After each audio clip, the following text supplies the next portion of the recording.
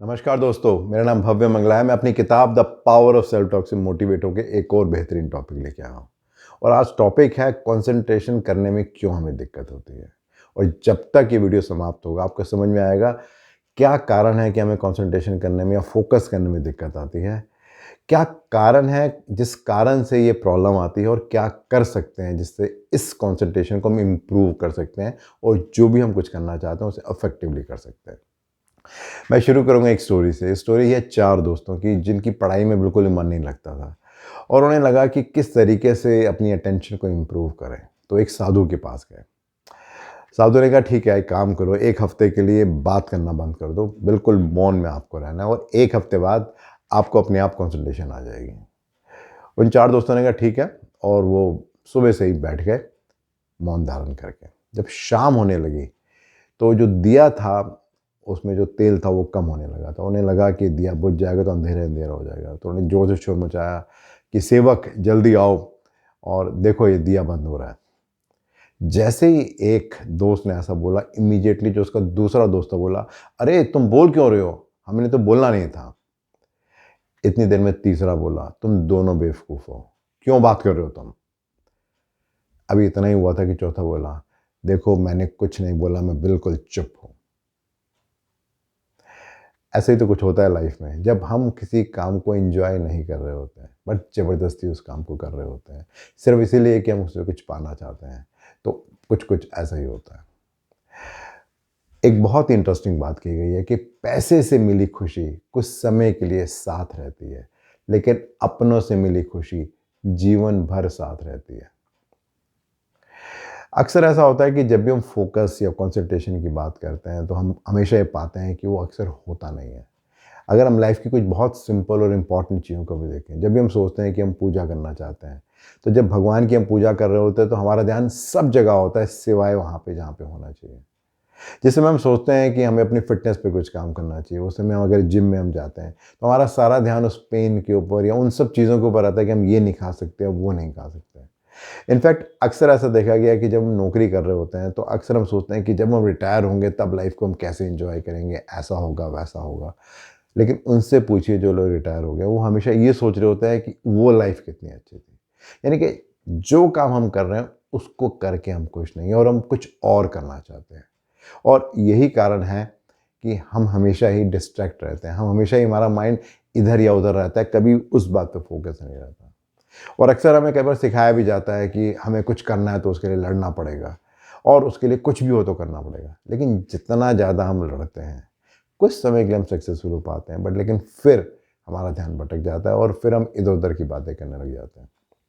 But एक बहुत interesting बात ये भी है कि अक्सर ये देखा गया है कि जब हम वो काम करते हैं जिसे करके हमें मज़ा आता है तो हमें कभी सोचना ही नहीं पड़ता हमें फोकस करना है कि नहीं करना। जैसे फॉर एग्जांपल हम कोई बहुत ही फेवरेट फिल्म देख रहे हैं अपनी, तो हमें बिल्कुल भी नहीं देखना पड़ता कि हमारा ध्यान वहाँ पे है कि नहीं है।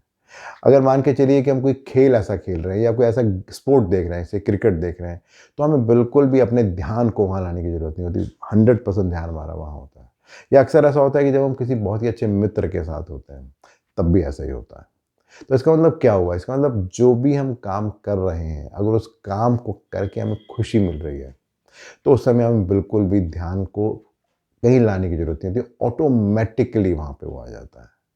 एक बहुत ही इंटरेस्टिंग बात इस बारे में कही गई है कि दुनिया को छोड़िए, सबसे पहले आप उस इंसान को खुश रखें जिसे रोज़ आईने में आप लोग देखते हैं। तो इस बात को समझना बहुत ज़रूरी है कि ज़्यादा फोकस, ज़्यादा इम्पोर्टेंस इस बात पे नहीं है कि हमें कैसे कंसंट्रेट करना है, कैसे फोकस करना है। सबसे ज़्यादा इम्पोर्टेंट बात यह है कि क्या करके हमें खुशी मिलती है, क्या करके हमें आनंद आता है। क्योंकि जब हम उस काम को करेंगे तो ऑटोमेटिकली हमारी अवेयरनेस रहेगी और अगर हमारी अवेयरनेस रहेगी तो फोकस अपने आप ही आ जाएगा।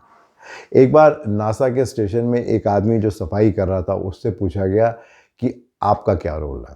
तो उसने आंसर दिया कि मैं हेल्प कर रहा हूँ नासा स्टेशन को अगली सैटेलाइट बनाने के लिए।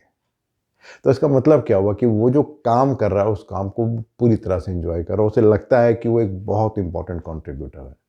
बट अक्सर ऐसा होता है, हम अपने आसपास देखते हैं कि जब हम नौकरी करने जाते हैं तो हमारा फोकस सिर्फ इतना ही होता है कि कैसे करके 8 घंटे पूरे हो जाए। तो जब हमारा फोकस सिर्फ इस बात पे है कि कैसे 8 घंटे पूरे हो जाए तो किस तरह से कंसंट्रेशन होगा, किस तरीके से फोकस होगा। तो सबसे इम्पॉर्टेंट बात तो ये है कि हम वो काम करें जिसे हमें करके अच्छा लगता है, और अगर वो ऐसा काम नहीं भी कर पा रहे हैं किसी कारण से, तो क्या हम वहाँ पे कुछ ऐसी बात ढूंढ सकते हैं जिससे कि उसको हम एंजॉय कर सकें।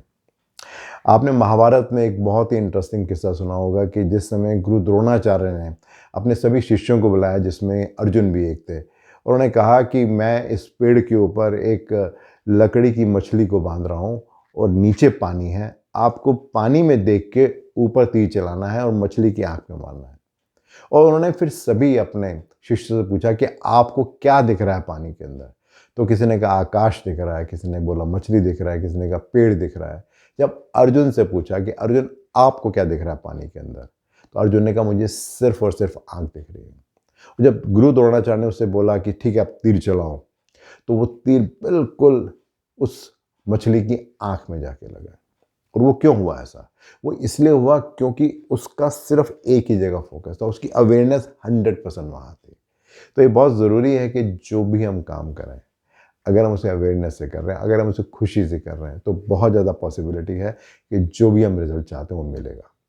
स्वामी विवेकानंद ने एक बहुत ही अच्छी बात कही है। उनका कहना है कि किसी भी प्रकार का भय और अधूरी इच्छा ही हमारे दुखों का कारण है। अगर हम देखते हैं इस बात को कि किस तरीके से इंश्योर करें कि हम जो भी काम करें उसमें हमें कंसंट्रेशन हो, तो हमें पहली बात तो है कि उसी काम को करना है जिसे हमें करके खुशी मिले। बट इन केस हम जो काम आज कर रहे हैं और उसे करके हमें बहुत आनंद नहीं आ रहा, बट अगर हम उसमें फोकस करेंगे तो हम पाएंगे कुछ ना कुछ उसमें रीज़न हमें मिल जाएगा, कोई ना कोई ऐसी वैल्यू हमें मिल जाएगी जो हम क्रिएट कर सकते हैं। और जब उसको हम आइडेंटिफाई कर लेते हैं तो बहुत आसान होता है उस काम को अच्छे से कर पाना। से फॉर एग्जांपल अगर बच्चों की बात करें, जब बच्चे स्कूल में होते हैं तो उनकी अलग अलग इंटरेस्ट होते हैं सब्जेक्ट के। किसी को हिंदी बहुत अच्छी लगती है, किसी को मैथ्स अच्छा लगता है, किसी को पेंटिंग अच्छी लगती है, किसी को स्पोर्ट्स अच्छा लग सकता है। बट अगर हम बच्चों से एक्सपेक्ट करें कि इरिस्पेक्टिव ऑफ कि उनका इंटरेस्ट क्या है, उनको हर सब्जेक्ट में एक्सेल करना है, सब में टॉप करना है, सब में 90% 95% नंबर लाने हैं, तो कैसे होगा? बहुत मुश्किल होगा। बट अगर हम उन्हें कहें कि जिस सब्जेक्ट को करके उनको सबसे ज़्यादा आनंद आ रहा है उस पर ज़्यादा फोकस करें, तो बहुत ज़्यादा पॉसिबिलिटी है कि जो भी रिज़ल्ट आएँगे वो बहुत ही बढ़िया आएँगे।